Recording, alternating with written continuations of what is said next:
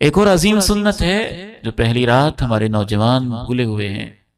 اور وہ سنت ہے، ہم یہ نہیں کہتے کہ ضروری ہے، سنت ہے، اس میں خیر ہے، بڑی برکت ہے اس میں۔ جناب ابو سعید کہتے ہیں کہ میری شادی ہوئی